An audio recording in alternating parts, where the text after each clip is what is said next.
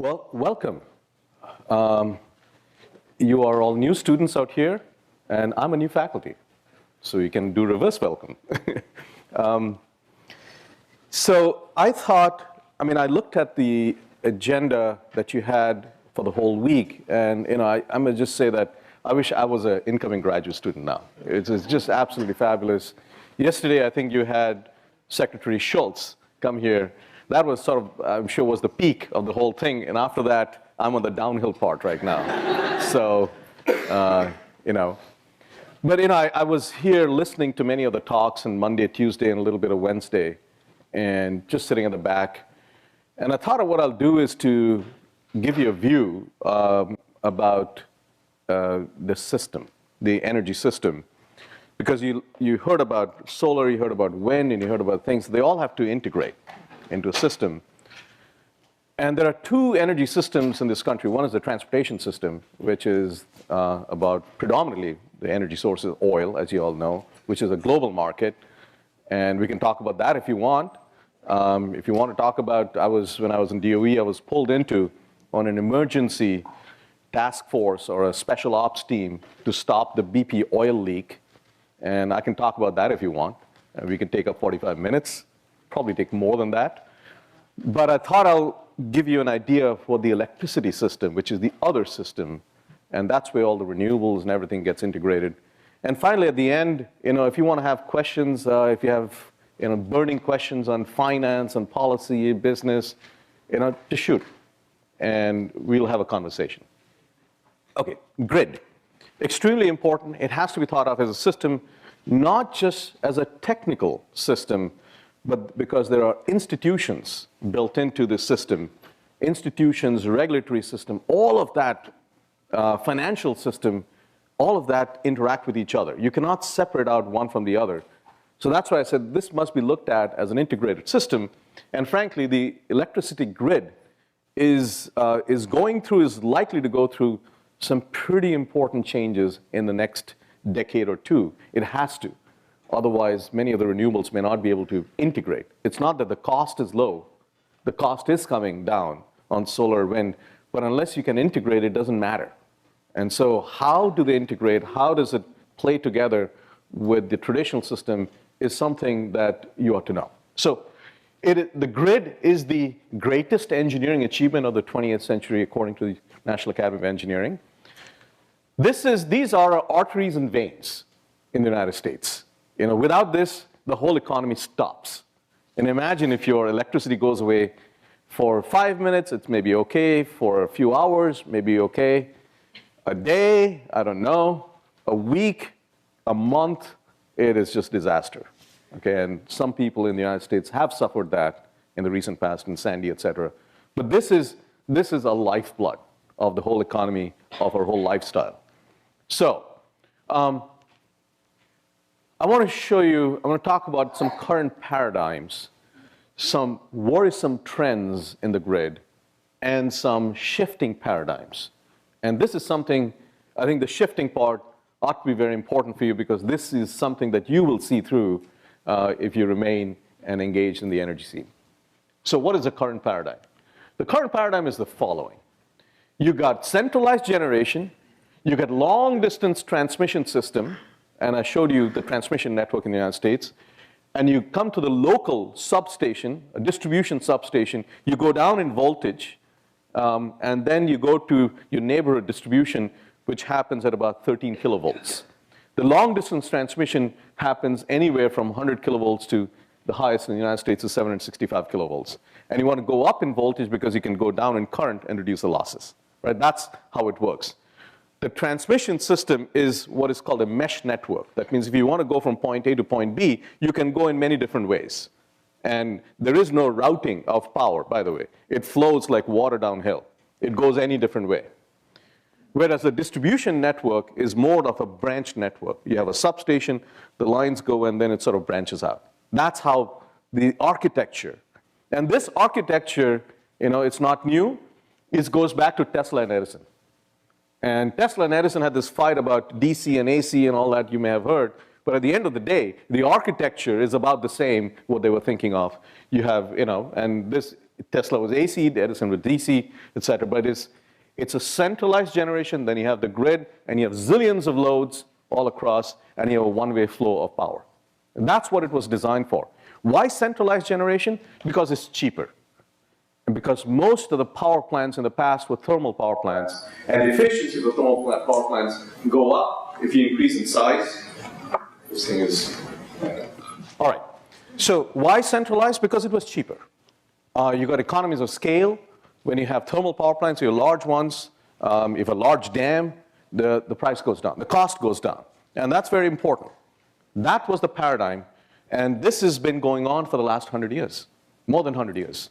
Now, as I said, the architecture is 100 years old. The devices may be newer, but the architecture, how it is put together, that's 100 years old.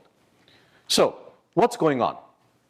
So here's the institution. So this paradigm that I talked about, you got this generation, you got long distance transmission, and you got this zillions of loads that you're distributing to. That paradigm has led to certain institutions that manage this grid. And it's very important to understand that, because otherwise you may be developing technologies that may not fit in this paradigm, or maybe orthogonal to the paradigm, and it goes nowhere. So what are those institutions? Well, at the transmission level, you have something called the wholesale market, which is what California Independent System Operator, CAL-ISO. It's based, headquartered in Folsom out here, and around the country there are all these ISOs, and you may hear the word RTOs, okay? These are the wholesale guys. They buy and sell bulk electricity. They manage most of the high voltage transmission, and they take electricity from one part of California to another part of California, from Nevada to here, from Oregon, et cetera. And they're dealing with high voltages, and they have to balance the grid. So when you find that the load and the generation are matched and the frequency is 60 hertz, well, that is done by CAL-ISO in California. Now it's a market. They buy electricity from utilities or from other generators, and they sell electricity to utilities so that they can distribute it to your homes and buildings, et cetera.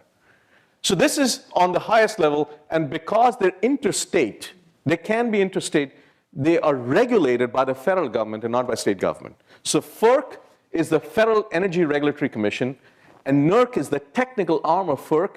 NERC makes the rules, and FERC enforces it. So they have to comply by the federal rules, not by the state rules. All right? Now they buy electricity and they sell electricity. You see the two-way from PG&E, from Southern California Edison, so San Diego Gas and Electric, from SMUD, which is Sacramento Municipality, or they may be a wholesale utility scale solar plant that is owned by someone, or a wind power plant or a natural gas plant, and they sell it to the wholesale market. And how do they do it? Well, there's a bidding. It's like a market. It's like a stock market. Not exactly, I'll come to that. But there's a bidding process. So they bid. Tomorrow, I'm going to give you, natural gas says, I'm going to give you at $70 a megawatt hour for 400 megawatts. Someone says, I'll do it at 65. So then they have to pick. And so they're basically bringing the sellers and the buyers together. So the PG&E, so this is, if you look at the map out there, that is CAL-ISO. And within that, you find these regions. PG&E is a white region. You got San Diego Gas and Electric down there. You got Southern California Edison. And the other municipalities, Sacramento SMUD. It's a municipality. Okay, this is not, it's a nonprofit organization that manages the local electricity. So they buy electricity from the wholesale and they distribute it to the retail side. And so PG&E will distribute the electricity to your homes, to the buildings, to factories, et cetera. That's how the system works, all right? And this, because it is local, it is now have to be regulated because they're essentially a monopoly out here is PG&E. They're regulated monopolies, and the regulation comes not from the federal government now, but from the state.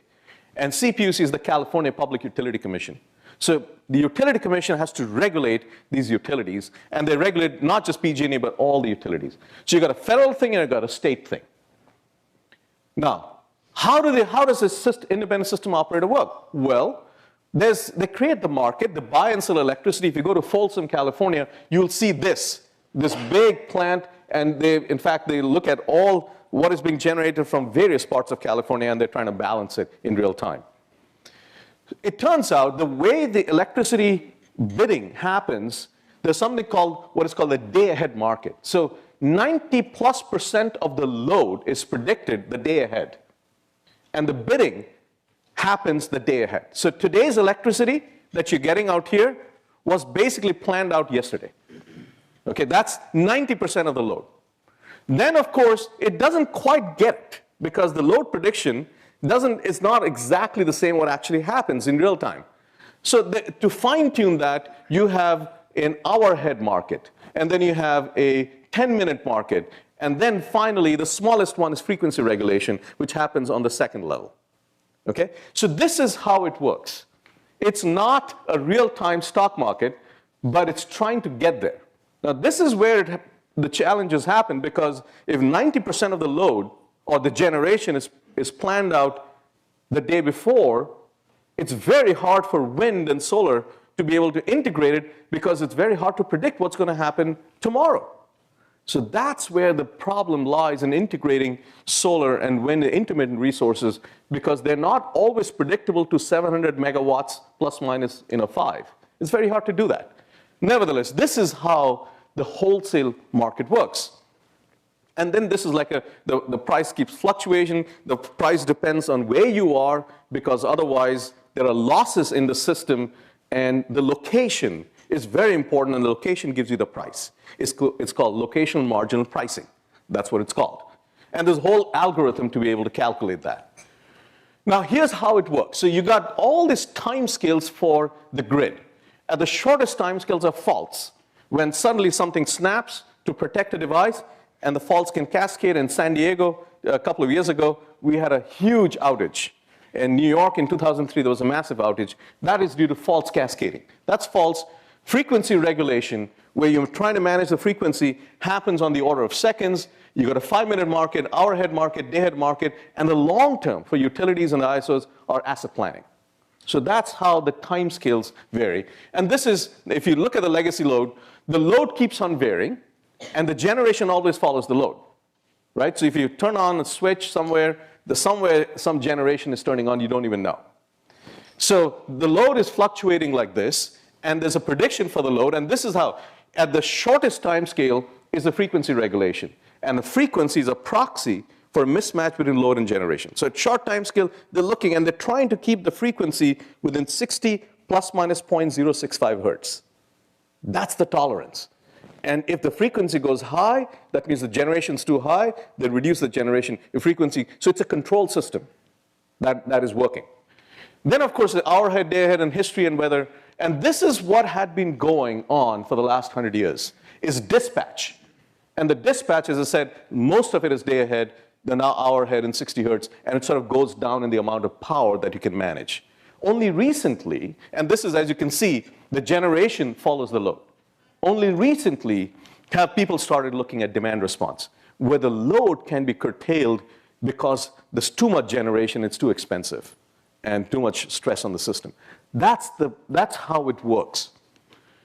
Now, this is typical. This is January in California. You can see this is the day-ahead forecast, this is the hour-ahead forecast, and this is the actual demand. So as you can see, at any time of the day, this is noon out here. Any time of the day, there could be a gap between the estimated, the day-ahead forecast, and the actual by about a couple of gigawatts. Okay, so they have to fine-tune that with the hour-ahead, 15-minute, 5-minute, etc. And this is, as you can see, the load goes up at about noon, it flattens, and when people go home, the load goes up even more, and then it sort of goes down. And these are the renewable resources. You can see the solar is very predictable. Solar is usually put in places where there's a lot of sun and there are not too many clouds. In the desert, the large-scale, utility-scale solar. So solar actually turns out to be quite predictable. Wind is very unpredictable. And you got biomass and other small hydro, fairly predictable. So but you look at the orders of magnitude. This is 3 gigawatts, this is 30 gigawatts. So it's about 10%. In California today, natural gas is about 70% of the generation. 20%, 18 to 20% is renewables in California. So 90% is covered by natural gas and renewables. Coal is like 0.9%. And so that's just the mix today. So now, so again, the same system, the wholesale, the retail, FERC, NERC. How does the pricing work for the retail side? The retail side, does not follow the fluctuation of the stock market fluctuation of the prices in the wholesale. They are given as tiers. So if you're a PG&E customer, and you may like to look at your bill sometime, there are tiers. 90% of the customers are in this tier structure. So tier 1 is 13 cents a kilowatt hour, tier 2 is 15, and tier 3 is 32 cents. And it just jumps more than twice. And most of the people don't even know they're crossing over from tier 2 to tier 3. There's no transparency. So suddenly you may be paying a huge bill and you don't even know. So remember, the wholesale market is like a stock market. This is fixed price. And this is where Enron tried to make a lot of money trying to play that market, because they shot up the price over there by controlling supply. And then PG&E went bankrupt because they had to sell the electricity out here, and they were buying at much higher price and selling low.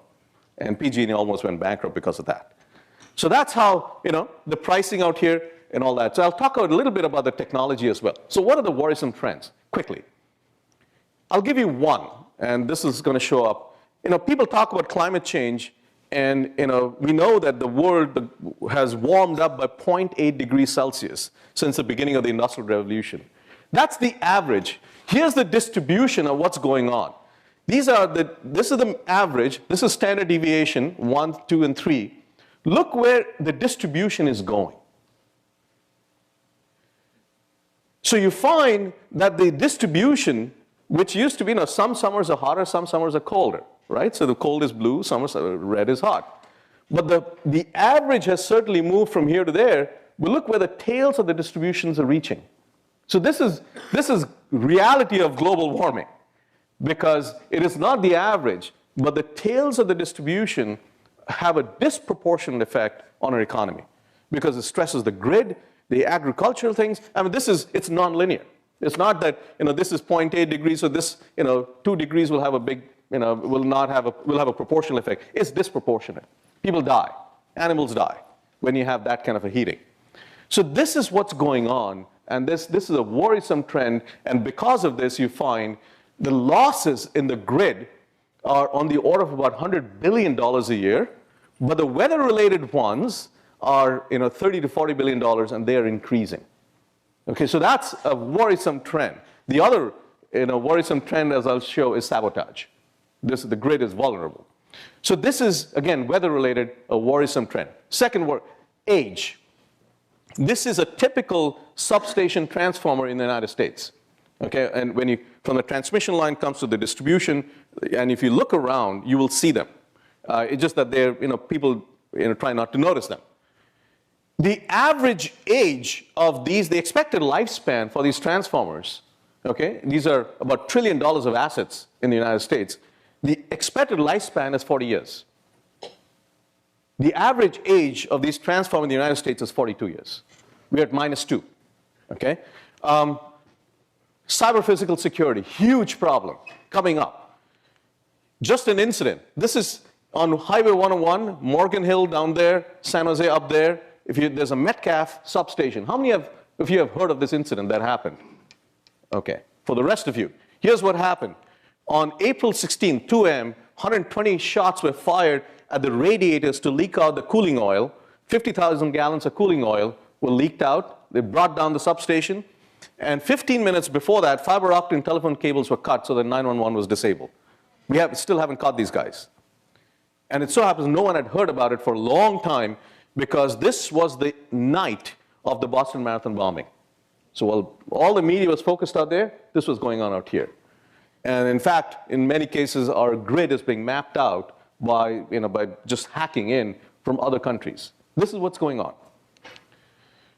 This is another problem that is going on. I showed you the load curve in California, and it turns out this is noon. This is going down. This is called the duck's curve, the duck's belly. Okay, you see the duck out here? Well, the duck is getting fatter, and there's negative load going on in the middle of the day. And this is a huge problem. Why is there a negative load in the middle of the day? And that's because of rooftop solar. It's creating the negative load because it's generating electricity. And in the middle of the day, when Cal ISO is trying to balance the grid, then suddenly it has excess electricity. So they're trying to introduce negative pricing so that they'll pay someone to take the electricity away because they don't know what to do with it. So if you have a large battery, you're going to make money. Okay, so this is another very interesting, worrisome trend about the stability of the grid. Another very interesting. So you're finding that because the price of natural gas has come down, people are shifting more towards natural gas. So natural gas contribution to electricity, is going up and coal is going down. So this is yellow is natural gas. It used to be 19%. Now it's like 30-something%. And coal has gone from almost 50% to 30-something%. And this is not going away because natural gas is likely to stay low.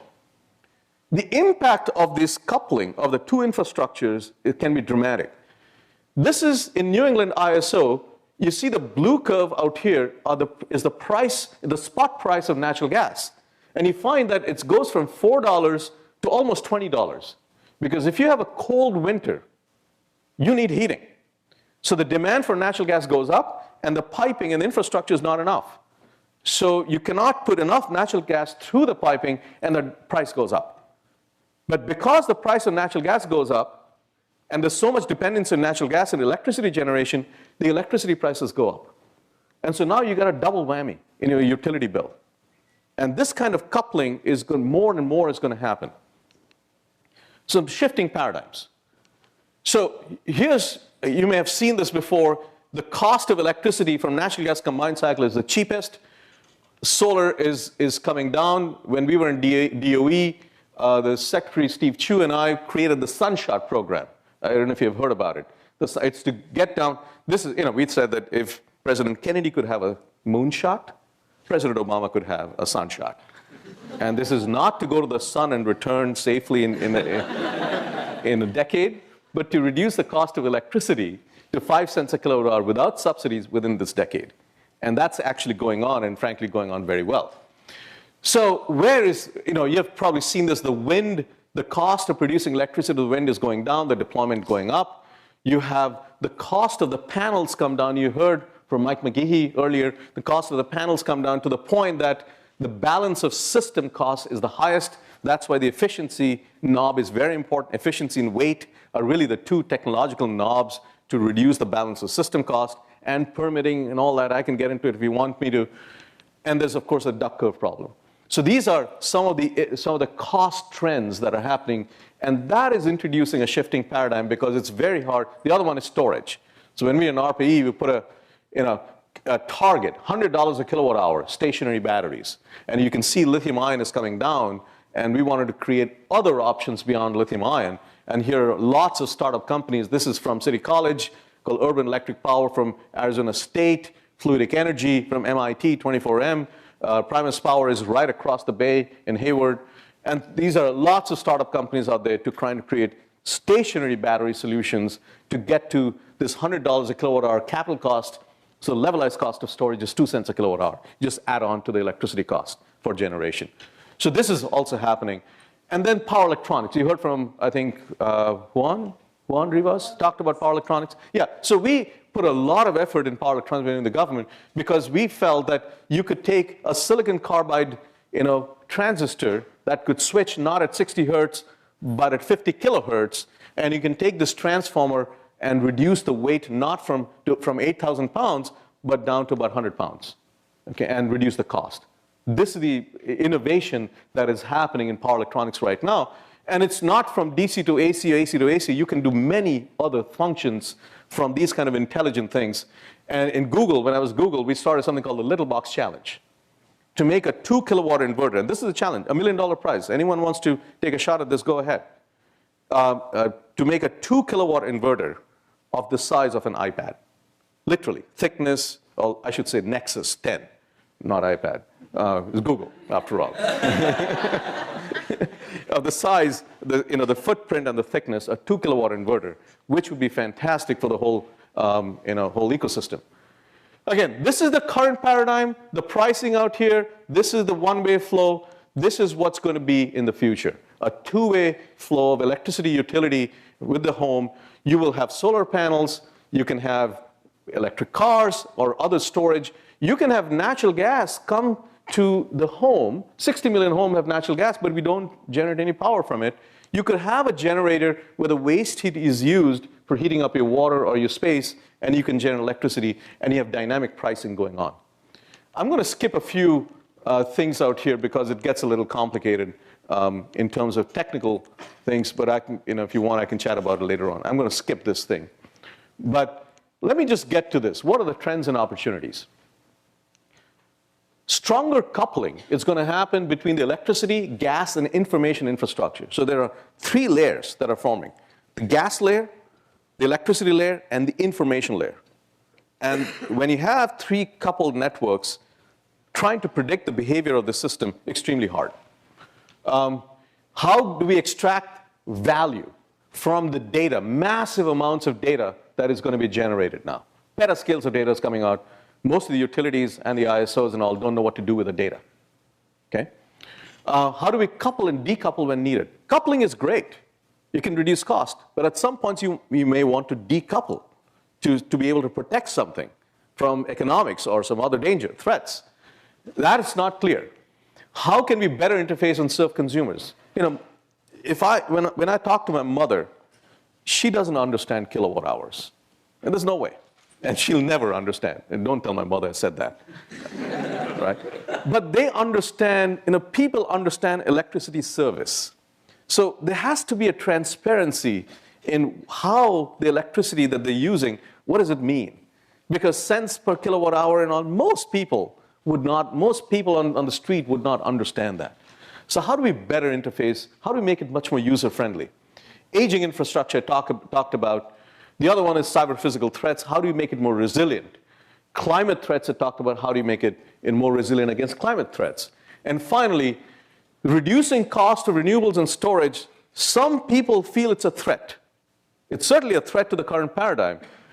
But there's an opportunity out here. And the opportunity, how can we best leverage the aligned innovations in both technology, business, finance, and regulation. And policy is very important to align those incentives so that you can leverage all that, to leverage both the centralized and distributed resources to reduce cost to consumers and the utility, to increase reliability against various threats. You may want to, if there is a cascading failure coming downstream, or if you're downstream of a cascading failure, you want to disconnect. And you want to use your local generation and storage to be able to serve your electricity needs and address carbon goals. So let me stop here, and I'm happy to answer questions about this or anything else that you may have in your mind. Yep, go ahead.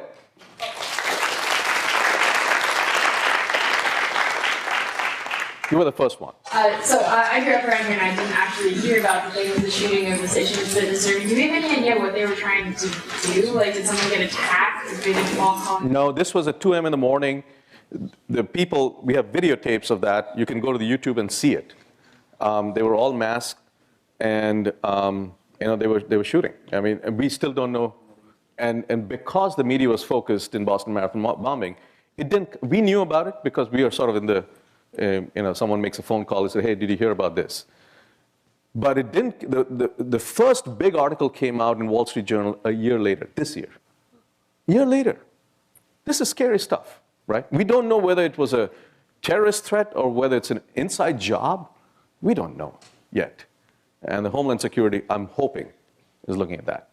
But this is, I would say, this is one kind of threat. The other threat is that what I saw and in many of my classified briefings is that we were being mapped out by other countries. And that was kind of scary as well. Yeah. How do you see the sort of the duck curve, so the differences in the base demand and peak demand? Yeah.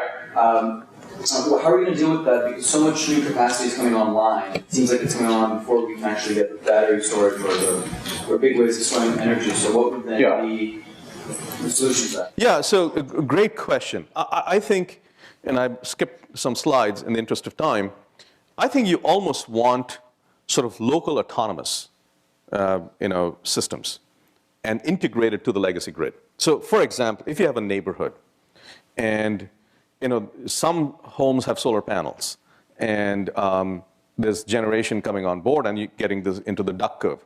What you do is don't feed that electricity back onto the grid, but use it locally. Maybe someone wants to use their pool pump, okay? Instead of doing it at night, do it during the day because it's a deferrable load. So, and if you incentivize this the right financial way, people would do that. And so I think one has to think of it as a system of generation and load locally first, and then sort of build up, broadly. So in Google, I had my initiative that I created was what is called the bottom-up grid. Okay, it's bottom up. Let's think, instead of thinking top down, let's think bottom up and see what you could do. And I think there are opportunities out there which have not been implemented, frankly, which have not been done. And we were thinking that there are 1.5 billion people around the world who don't have access to electricity, by the way, don't have access to the grid. 1.5 billion people. Another 1.5 billion people who have very marginal access. So 3 billion people, very limited access to electricity, almost half the world's population. So for those people, instead of extrapolating the Tesla Edison grid, why not, which is the 20th century grid, why not create the 21st century grid with as much smartness and intelligence in it so that they can leapfrog and they can sort of plug and play solar and batteries and all that, just like kids would do. Our goal was that a kid should, a 10-year-old kid should be able to put together a grid. And it should be safe, ultra safe. That was the project. And that's still going on right now. Yep. Any others? Yeah. What's your, so if you just ballpark say, the current electricity generation's met, 35% gas, 35% coal, 10% nuclear, 20%, hydro, renewable, and other, what does that look like in 30 years, your best guess? There's a very famous saying by a deep American philosopher called Yogi Berra. It's very hard to predict, especially the future, but we can see some trend lines. I really hope that we get to nuclear today is about 18%, 17, 18%. It's gone down, in fact, because some of the plants are being, I really hope we get to a higher nuclear percentage. I just came out from the Hoover Institute on a nuclear meeting going on right now on small modular reactors. So if we can increase, I think you really need base load. And you need clean sources of electricity, so you've got to be able to raise that. I think natural gas is going to play a role, very significant role. I think with Section 111D, how many of you have heard Section 111D? Okay, that's the EPA policy that is just coming on board right now. I think it's very hard to see coal-fired power plants new plants being installed. I think old ones will be operated, but it'll be cleaned up. So I think there'll be a lot of natural gas and renewables. And the challenge that I see is that people will focus so much on natural gas because of the fact that it's cheap and it's abundant, and it'll remain cheap for a while, that you take the eye off the ball on the long term on the renewables. But for the renewables, and actually there's a good interplay between natural gas and renewables, because these turbines, the natural gas combined cycle turbines, it's like a jet engine. They ramp up at 50 megawatts a minute. Amazing stuff. And keeping their efficiency at 60+%. And so that is great to balance out any intermittency in wind and solar. So I think that's the play that you're going to, I hate to predict percentages. But I hope we see more than 20% in nuclear, hopefully like 30% or so. If he can get to, it's very hard because the cost has to come down. If he can get to about 20%, 30% of renewables in the next 30 years, that'll be fantastic. And the rest of it is natural gas. I think that's a good balance. Yep, at the back. With increasing use of solar and wind and so on, do you think there's increasing potential for decentralization of energy production, and is that a good thing? Well, that's what I was talking about. It's really decentralization. I mean, if you put rooftop solar, it's decentralized. Then the question is, and it could be storage. Maybe not in your home. Maybe that's not the most cost-effective way to do it. Maybe in your neighborhood, in your substation, you have storage. It's it's sort of a neighborhood commons for storage, right? Because that may be more cost-effective in terms of capacity utilization. Then the question is, how do you manage the system? both from the technical point of view, from institutional point of view, who owns it, and from the business process, right? And I'm really hoping instead of the utilities fighting the solar cities and all that, they actually finance them. And that's where you're talking about MLPs and all, I think Dan was talking about. We can talk about finance if you want, but that's, I think, where the opportunity really lies. Yeah. That's a follow-up question. Which one is more challenging for the grid, the centralized solar plant or the distributed through photovoltaic system? Well, if you talk to a grid operator, the centralized is much easier because it looks like a plant, talks like a plant, smells like a plant. It must be a plant, right? And as I showed, the predictability of solar is actually not bad because you're not going to put it in foggy, places in Santa Cruz out here. No, you're going to put that in the middle of a desert. And there, it's fairly predictable what the solar output is going to be. Wind is much more difficult. But if you can shift, and it gets difficult because 90% of the load or generation is done in the day ahead. But if you can get to hour ahead, a large shift towards the hour ahead, then you're getting to the wind predictability. And the dispatch is much easier then. Yeah. When you talk about this local, having an overlay of local generation, can you talk a little bit more about the technical and policy catalysts that are required? So you just mentioned, for example, in Santa Cruz, you would put solar panels. But how are you going to do local generation in places where you're not going to have rooftop solar? And then, what are the policy and or financial catalysts that would be required to get people to stop bickering about net metering or whatever? Yeah, I mean, net metering is great for consumers, right? I'm not sure it's that great for the utilities because instead of, do you all understand what net metering is? Anyone who does not? It's okay. All right. So net metering is that if you are selling electricity, then you will get paid. If I'm a homeowner and I've got a rooftop, I will get paid for the net electricity at the same rate as I'm buying. Now, the utility has to buy that electricity from you at the retail price. Remember, the 13 or 15 cents and 20 cents a kilowatt hour, right? Now, it could have bought the same electricity from the wholesale market at 5 cents a kilowatt hour. So they are at a disadvantage. And you got to think about that too, right? So I would say the policy measures in financing it, in a solar city, as a solar company, one of the most innovative things they've done is in financing, right? But do you know how much it cost for them to acquire a customer? It's about $3,000 per install. It's a huge amount.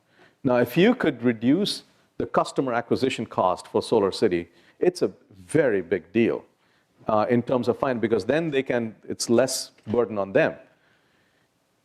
Dan this is on rooftop.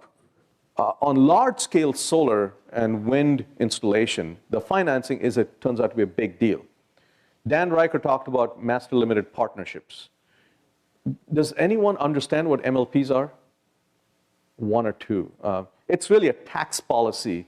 I don't know how much time I have. Okay, so what is MLP?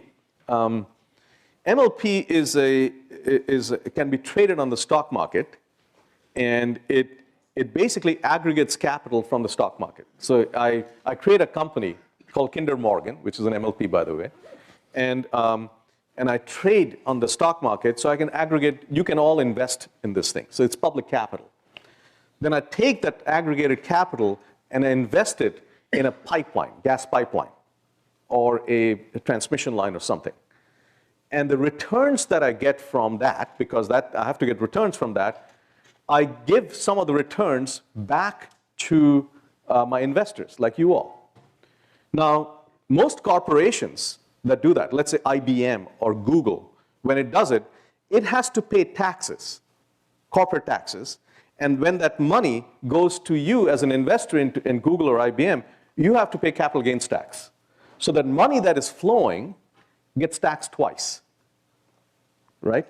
MLPs were created in 1982 so that this this entity that is aggregating capital and getting returns is not taxed at all. So the only tax that people are paying is the investors in the capital gains tax. This thing is not taxed.